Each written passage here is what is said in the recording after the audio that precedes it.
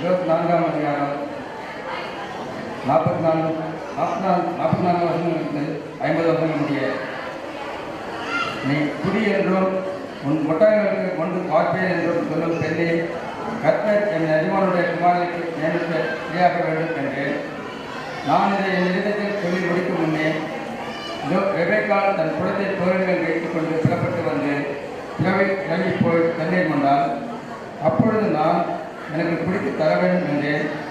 அவள் சீக்கிரமாக தன் தோழர்களுக்கு குடத்தை இறக்கி, குடியும் உம்முடைய ஒட்டகங்களுக்கும் பார்ப்பேன் என்றால், நான் குடித்தேன், ஒட்டகங்களுக்கும் பார்த்தாள்.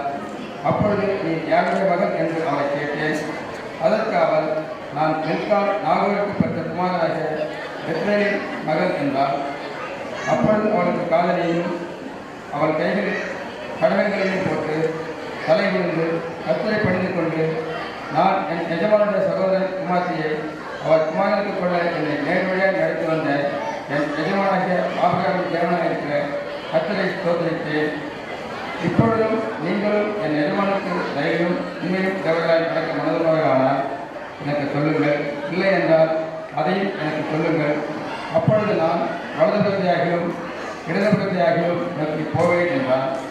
அப்பொழுது லாபான் பெத்வேலுக்கு பிரதேசமாக, இந்த காரியம் கர்த்தரால் வந்தது, உமக்கு நாங்கள் நலப்புறம் ஒன்று சொல்லக்கூடாது என்று கர்த்தர்